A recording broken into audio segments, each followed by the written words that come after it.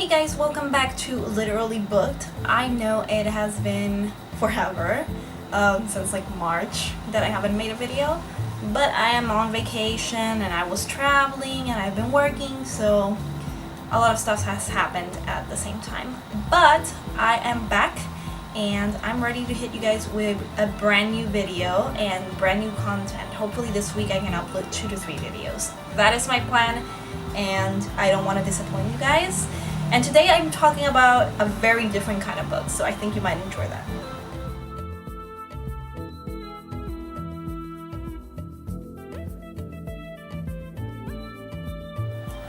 So today I'm talking about a book series that I actually read entirely in 1 week. It was recommended to me by a lot of friends and I found out a lot about it online. And it's not something that I typically read, it's definitely not YA. But I enjoyed it so much that I ended up reading all 3 books in 1 week. And that book is Captive Prince by C.S. Pacat. I'm going to be talking mainly about the first book. The other 2 I don't have physical copies of. I have the Kindle versions because I couldn't find them at my nearby bookstore, so I just downloaded them. I was desperate. I read this in like a day and a half. And it's been a while since I've read a book that quickly, so yeah, I'm going to be talking mainly about the first book, but I'm going to be talking about, you know, the story as a whole and the trilogy as a whole, but I'm not going to give away any spoilers because I want you guys to read it, so I'm going to be as spoiler free as I possibly can, and if I do have to talk about a spoiler, I'll make sure to let you guys know before that. So Captive Prince has a very generic, easy to follow plot.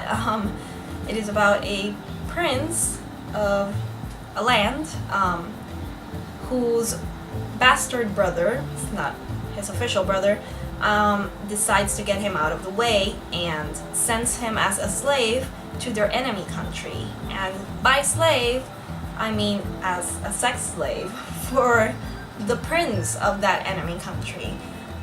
So as you can tell, this is definitely not a book for everyone. It is a mature audience book.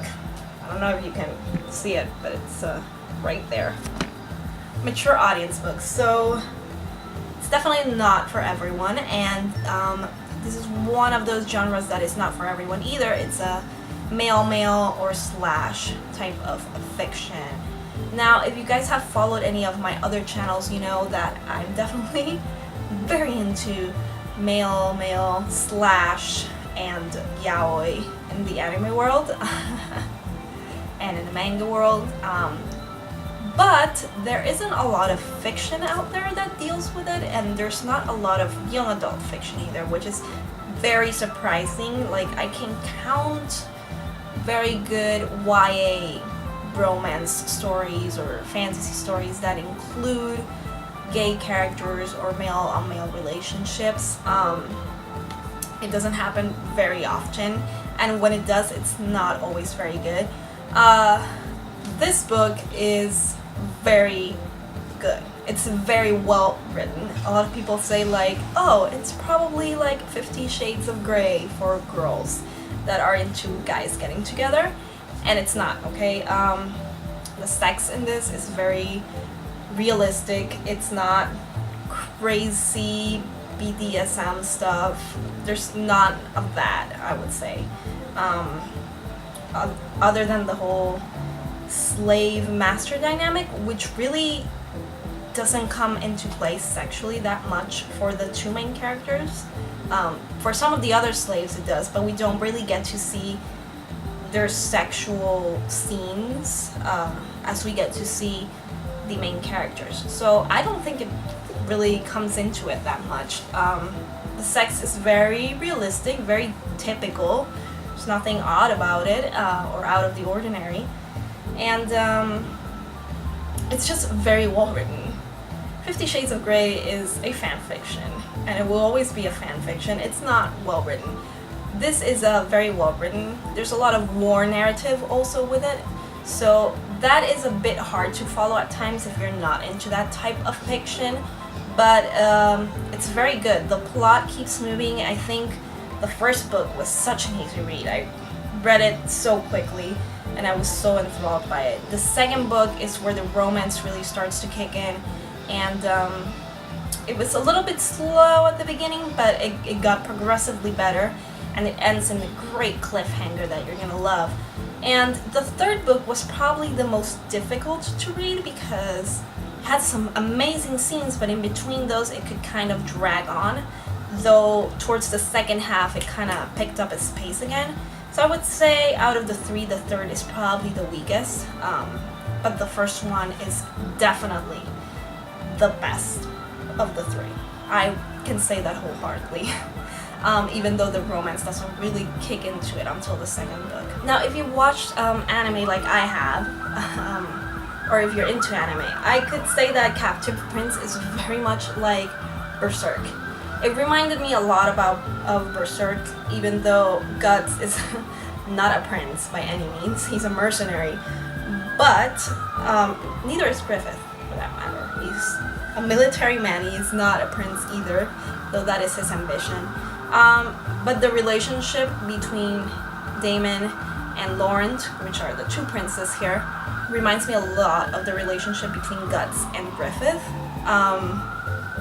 Obviously, Damon is a servant, a slave to Prince Laurent, so he serves that dynamic where Laurent has the power over him, very much like Griffith had a power over Guts in Berserk. And Laurent and Griffith are so much alike that there is a tiny difference. There's a tiny line that Laurent didn't cross that Griffith did, and that turned him into a villain. But that doesn't happen with Laurent. He's very close to crossing that line at times, especially in the first book where we don't really know that much about him and he just comes out as the worst person in the world. But I can definitely draw a parallel between those two relationships. And a lot of people talk about Berserk being very much a homoerotic relationship between Guts and Griffith, which it never crosses into that, but it can definitely be viewed as such, I think, especially on Griffith's side. So I think that it's very similar to it, and the war aspect of it is also very much like Berserk. So I think that really made me attracted to it because I love Berserk. It's probably one of my favorite mangas ever. So I definitely got more into this book because it reminded me of Berserk. It was the same kind of feel, the same kind of fantasy atmosphere, so it was great. So that means I definitely recommend C.S. Pacat's Captive Prince. I'm not gonna rate the whole trilogy because my rating would go down a little bit.